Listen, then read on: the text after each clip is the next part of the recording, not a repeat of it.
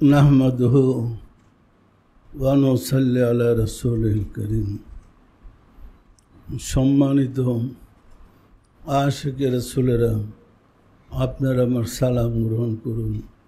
আসসালামু আলাইকুম ওয়া রাহমাতুল্লাহি ওয়া বারাকাতুহু। সম্মানিত আশিকে রাসূলেরা, আজ ঐতিহাসিক পবিত্র লাইলাতুল বারাত, ভাগ্য রজনী। এই লাইলাতুল বারাত মানুষের ভাগ্য লিপিবদ্ধ করা হয়। আগামী বরাত পর্যন্ত কে বেঁচে থাকবে, কে দুনিয়া ছেড়ে চলে যাবে, কে দুনিয়াতে আসবে,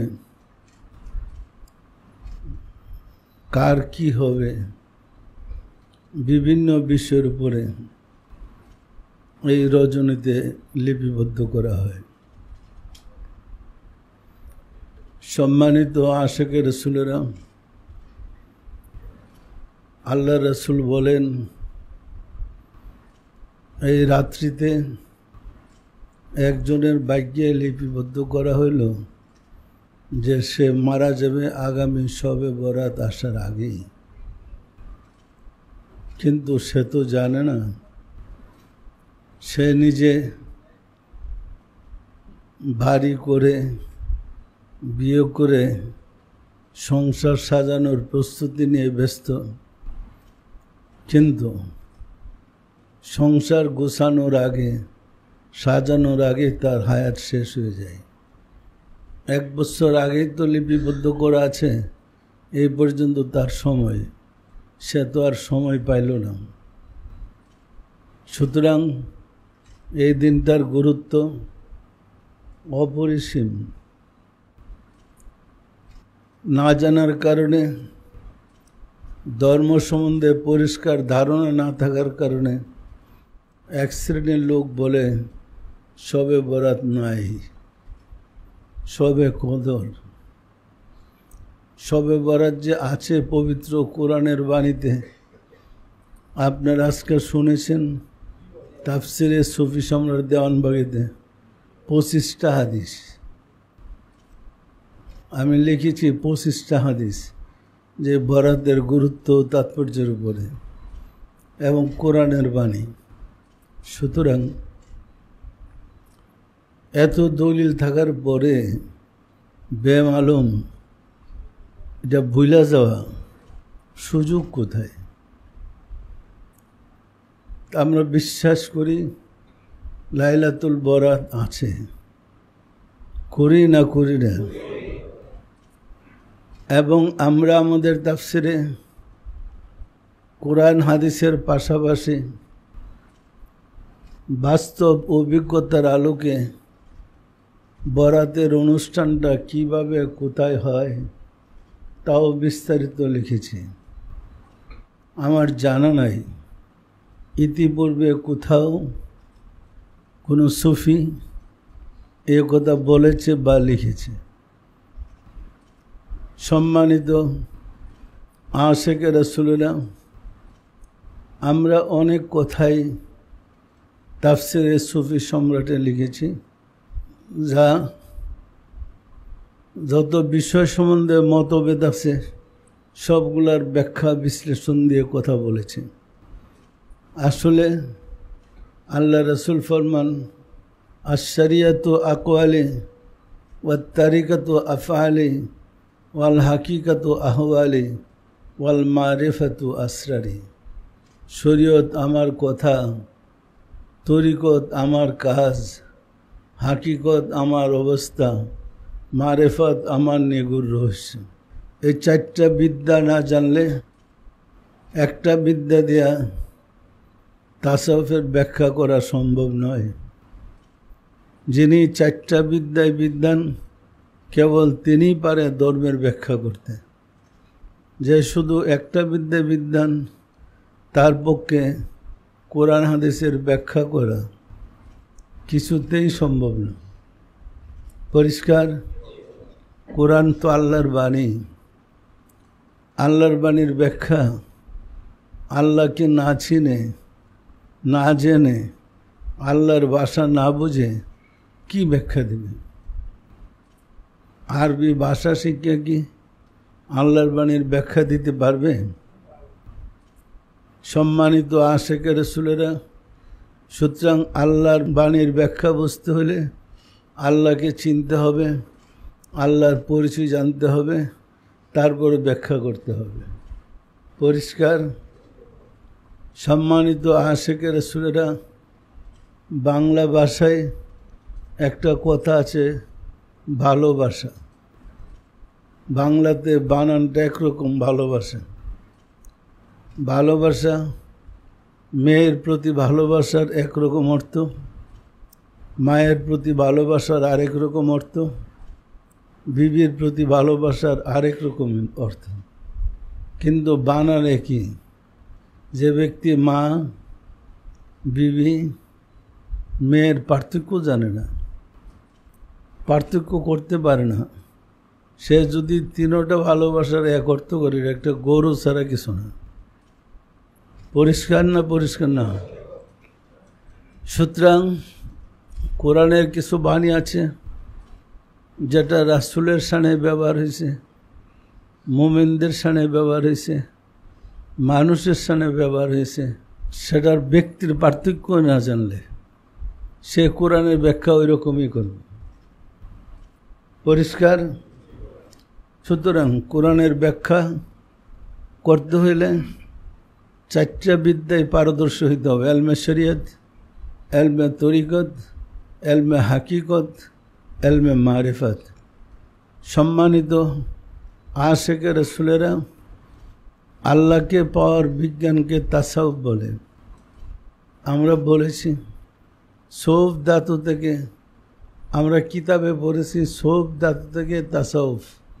বারান্দার অধিবাসী, পশমি কম্বল যারা পরে তাদেরকে সুফি বলে।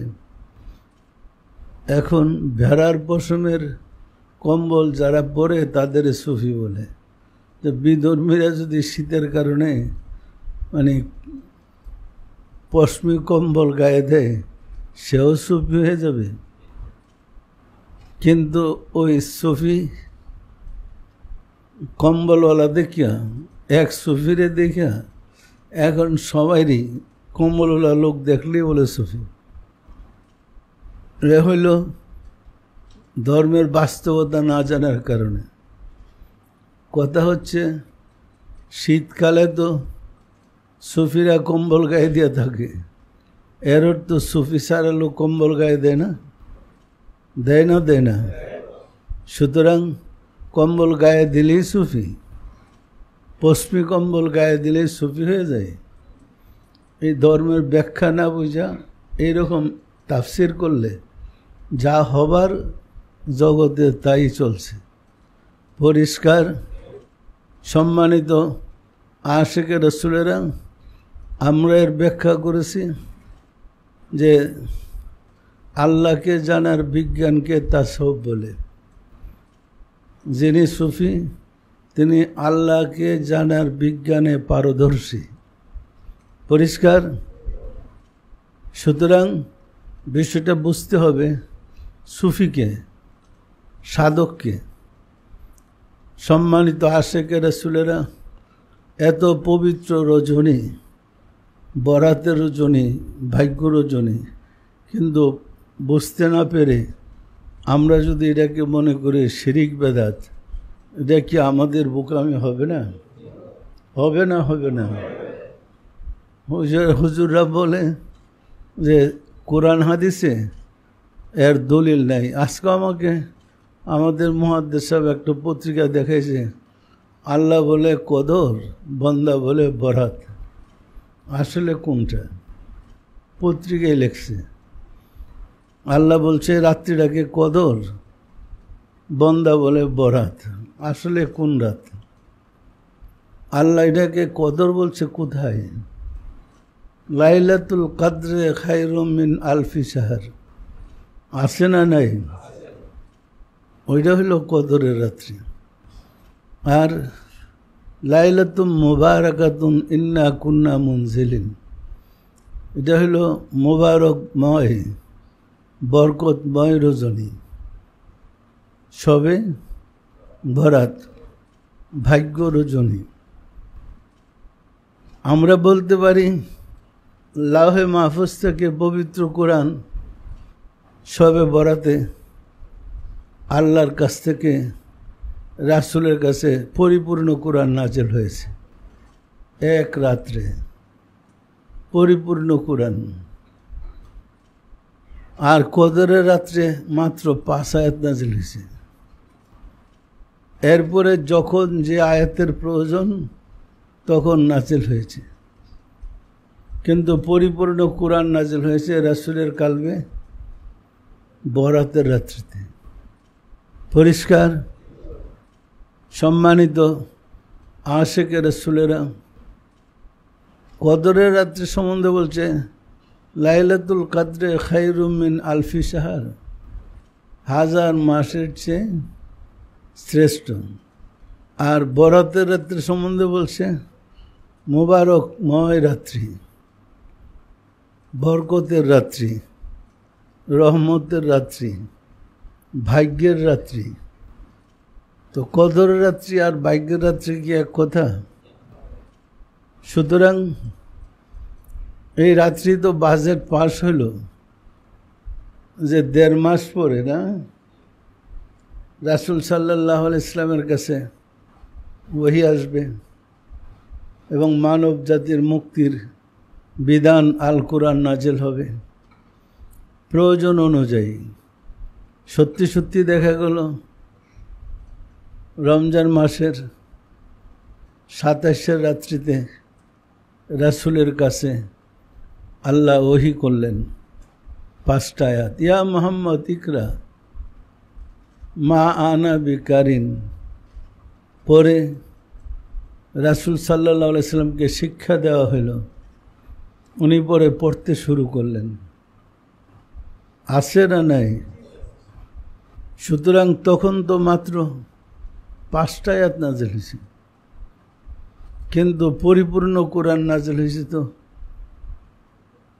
লাইলাতুল বরাতের রাত্রিতে।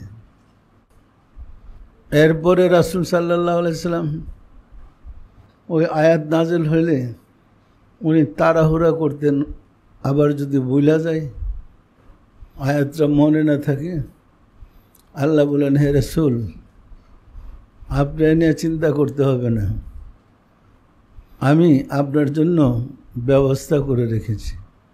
অর্থাৎ আগেই তো আপনার কলবে 30 পারা কোরআন যা নাযিল হবে তা ঢুকাইয়া দিয়া রাখছে। যখন প্রয়োজন ওইখান থেকে বাইরিয়া নাফসির মুকাম থেকে শুধু সুদূরের মুকামে আসবে। পরিষ্কার? ওহি কিন্তু নাফসির মুকাম থেকে সুদূরের মুকামে হইত, মানে কলবের 7টা স্তর, ভিতরের 7ম স্তরের নাম নাফসির মুকাম। ওই নাফসির মুকামে আল্লাহ থাকেন, সুদূরের মুকামে নাফসির মুকাম থেকে ওহী হয়। এই কারণে উপস্থিত সাহাবা ইকরামগণ সবাই বসা, ওহী নাজিল হইতেছে, কেউ দেখে না, কেউ জিবরাইলকেও দেখে না, কেউ ওহী পড়তেও শুনে না, রাসূলের কাছে ওহী নাজিল হইতেছে। এরকম নয় কি? তাহলে আপনি মনে মনে একটা জ্ঞান পাইতেছেন, আপনার পাশে যে বসে সে কি সেটা দেখবে, সেটা শুনবে? এটা তো মনের জ্ঞান, কলবের থেকে কলবে ট্রান্সফার, নাফসের মুকাম থেকে সুদূরের মুকামে পাঠাই দেওয়া। পরিষ্কার?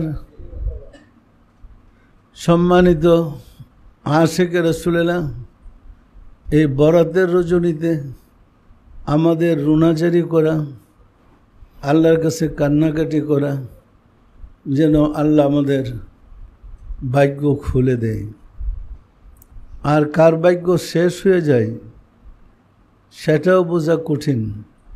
হয়তো গত বছর আমরা আরও অনেক জাকের ভাইকে নিয়ে একসাথে শবে বরাত পালন করেছি। এই শবে বরাত আসতে দুনিয়া থেকে অনেক কয়জন বিদায় হয়ে চলে গেছে, তাদের আর এই শবে বরাত হয় নাই। আগামী শবে বরাত আসতে আবার কয়জন বিদায় হয়ে যাবে সেটা আল্লাহই ভালো জানেন, সত্য নয় কি? সুতরাং নিয়মিত তরিকার আমল করেন, মুরাকাবা করেন, সাধনা করেন, তাসফের জ্ঞানটা খুলেন। তাসফের জ্ঞানটা খুললে আপনি স্পষ্ট বুঝতে পারবেন আপনার কি হচ্ছে, কি হইতে যাচ্ছে। আল্লাহর সাথে যোগাযোগের 4টা মাধ্যম আছে। একটা হলো এলহামের মাধ্যমে, আরেক হলো ফায়েজের মাধ্যমে, আরেক হলো কাশফের মাধ্যমে, আরেক হলো স্বপ্নের মাধ্যমে। এই 4টা মাধ্যমে আপনি আল্লাহর কাছ থেকে সংবাদ পাইতে পারেন। এখনও নবীগণ এইভাবেই পাইছে, নায়েবে নবীগণ এইভাবেই পেয়ে থাকেন। সুতরাং আমরা যদি অধিক মুরাকাবা করি, আমাদের কলবটা পরিষ্কার হয়, তাহলেই আমাদের অন্তর্দৃষ্টি খুলে যাবে।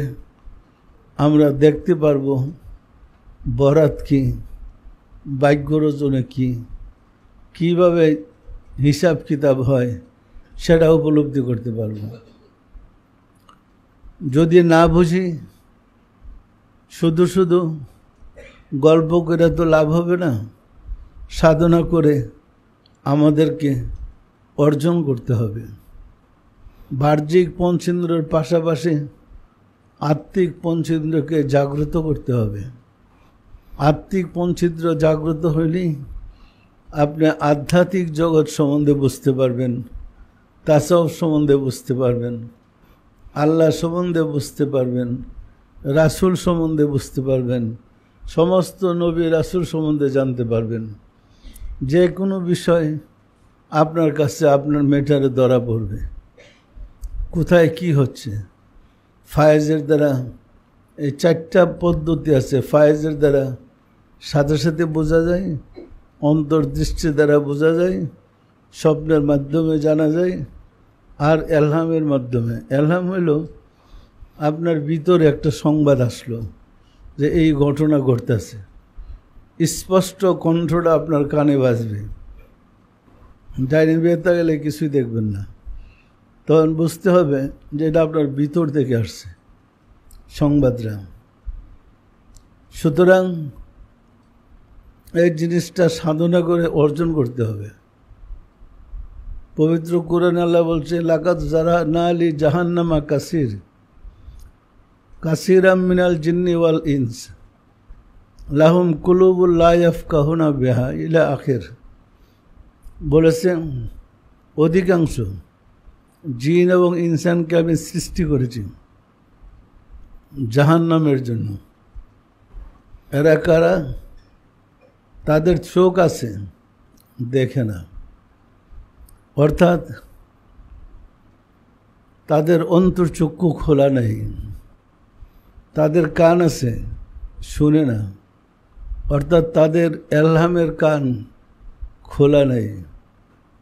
তাদের জবান আছে, বলতে পারে না, অর্থাৎ তাদের আত্মার মুখ জাগ্রত নেই। তারা জিন্নি ওয়াল ইনস, এই 3টা শ্রেণীর লোকদের কথা বলতে গিয়ে আল্লাহ বলেন, লাহুম কুলুবুন লা ইয়াফকাহুনা বিহা ওয়া লাহুম আয়ুনুন লা ইবসিরুনা বিহা ওয়া লাহুম আযানুন লা ইয়াসমাউনা বিহা উলাইকা কাল আনআম। তারা কেমন? যার চোখ আছে, দেখে না, কান আছে, শোনে না, জবান আছে, জিকির নাই, কলবে জিকির নাই। এরা পশুর মতো। প্রথম বলছে ওদের মেসাল হলো পশুর, পরে বলে বালহুম আদাল, বরং পশুর চেয়েও নিকৃষ্ট। পশুর চেয়ে নিকৃষ্ট। পশুর চেয়ে নিকৃষ্ট কি? পশু তো জবাই করলে খাওয়া জায়েজ আছে, কিন্তু কিছু প্রাণী আছে জবাই করলে এটা খাদ্য হয় না, অখাদ্য। আছে না নাই? শূকর কুকুর ধরেন, তারা পশুর চেয়েও নিকৃষ্ট। সুতরাং আমাদেরকে মানুষ হইতে হবে, চরিত্রে মানুষ হইতে হবে। চরিত্রে মানুষ না হওয়া পর্যন্ত আমরা আল্লাহ সম্বন্ধেও জানব না, রাসূল সম্বন্ধেও বুঝতে পারবো না, আর লাইলাতুল বরাত তো বুঝবই না। সুতরাং মহব্বতের সাথে নিয়মিত মোরাকাবা করেন, নিজের এই চোখগুলা খুলেন, অন্তর্দৃষ্টি জাগ্রত করেন, এলহামের কান খুলেন এবং নিজের কলবটাকে পরিষ্কার করে নিন। সম্মানিত আশিকে রাসূলেরা, মোরাকাবার মাধ্যমে এই জিনিসগুলা হইলে তখন ধর্ম বোঝার জন্য আর কোথাও যাওয়া লাগবে না। আপনারই হবেন নাইবে রাসূল, আপনাদেরকে নাইবে রাসূল বলবে। পরিষ্কার। আজকে বরাতের রাত্র, ভাগ্য রজনীর রাত্র, আজকে ওয়াজের রাত্রি না, আজকে শুধু মোরাকাবার, সাধনার, রুনাজারির, কান্নাকাটির। সুতরাং আল্লাহর কাছে প্রার্থনা করেন, আল্লাহ যেন দয়া করে আমাদের নসিব খুলে দেয়, আমাদের ভাগ্য পরিবর্তন ঘটিয়ে দেয়, যে ভাগ্যটা খারাপ আছে সেটা ভালো করে দেয়, আর ভালোটার জন্য আরও বেশি উন্নত করে দেয়। তার জন্য আল্লাহর কাছে রুনাজারি করেন। আসুন রাব্বুল আলামিনের সাহায্য চাই, তিনি যেন আমাদের প্রতি সদয় হন। আমিন।